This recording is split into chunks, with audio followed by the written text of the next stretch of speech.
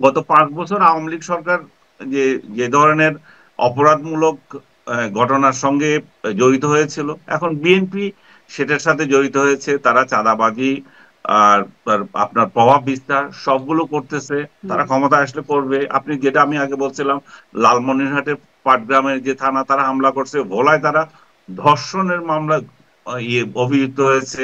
মানে একটা মহিলাকে গণধর্ষণ করা হয়েছে, সেখানে তার কোনো প্রতিকার আমি দেখি নাই। খুলনায় পুলিশ কর্মকর্তাকে গাড়ি থেকে নামায় তারা পিটিয়েছে। তো বিএনপি এমন সব কর্মকাণ্ড করছে যেগুলো চোখে পড়তেছে।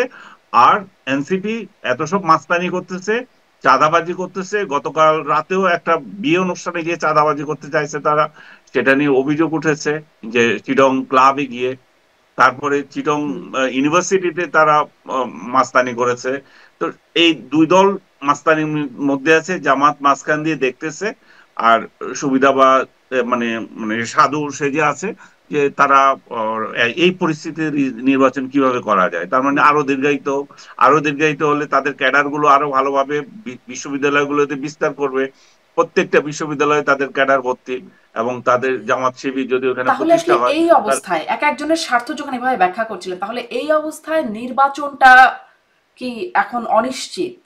ফেব্রুয়ারিতে, এপ্রিলে মোস্তফা ফিরোজ, আপনার কাছ থেকে একটু শুনতে চাই, নির্বাচনটা কি অনিশ্চিত? এই প্রশ্নটা একদম মানে বহুদিনের প্রশ্ন, অন্তত এই 1 বছর ধরে হচ্ছে এটি একটা প্রশ্ন। আর মব নিয়েও একটু জানতে চাবো, নির্বাচনটা একটু শুনে নিই, নির্বাচনটা কি অনিশ্চিত? এই নির্বাচনের অনিশ্চিতের আগে একটা একেবারেই সাম্প্রতিক একটা উদাহরণ দিই। চট্টগ্রাম বিশ্ববিদ্যালয়ের উপাচার্য ইয়াহিয়া আক্তার অত্যন্ত সজ্জন মানুষ, সিম্পল মানুষ। এই চট্টগ্রাম বিশ্ববিদ্যালয়ে তিনি শিক্ষকতা করেছেন, রিটায়ারমেন্টে গেছেন। তাকে ভিসি নিয়োগ দিয়েছে আহ, সরকার।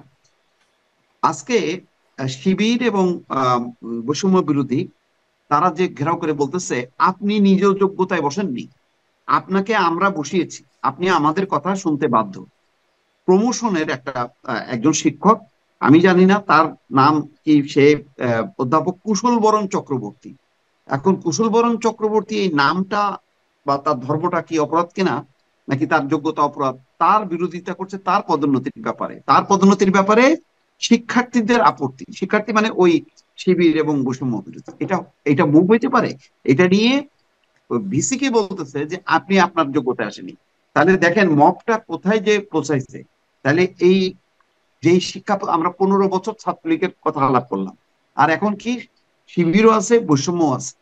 এখানে ছাত্র দলটা দেখলাম না, হয়তো কোথাও কোথাও আবার ছাত্র দল আছে। এই যে আনিস আলমগীর বললো, এত ক্ষমতার এতগুলো কেন্দ্র, আপনি কাকে ধরবেন? ক্ষমতায় তো আছে ইউনূস সরকার, তার তো কোনো দল নাই। কাউকে ধরলে বলবেন যে না এটা তো সরকারের ব্যর্থতা, এটা তো, ওরা বলবে না এটা সরকারের ব্যর্থতা। এই জন্য ধরার জন্য একটা দল দরকার, নির্বাচনটা এই কারণে দরকার।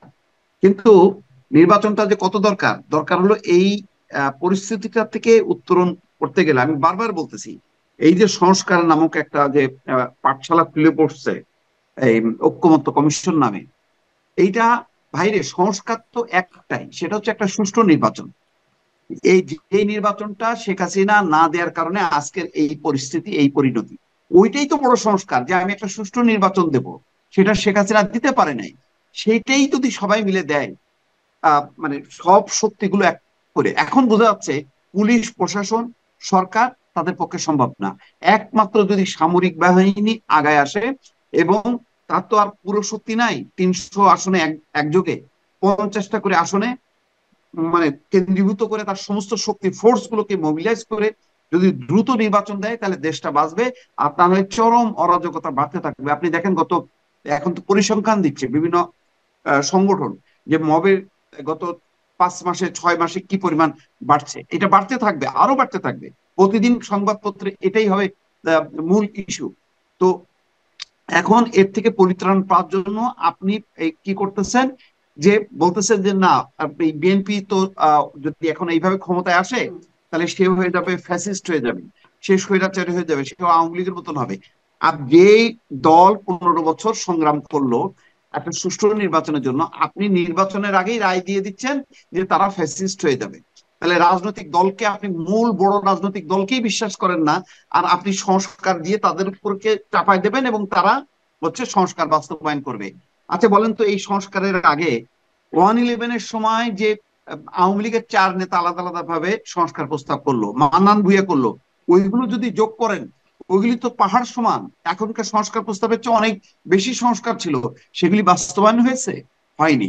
3 জোটের রূপরেখা অনুযায়ী কি রাজনৈতিক দলগুলো সেটা বাস্তবায়ন করছে? করেনি।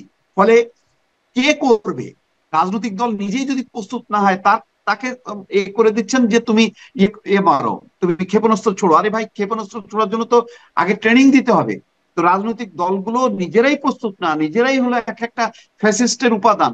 তাদেরকেই বলতেছেন তুমি গণতন্ত্র করবা এবং একদম আদর্শ রাষ্ট্র করবা, আমেরিকা ইউরোপ যাতে লজ্জা পায়। এটা কি সম্ভব?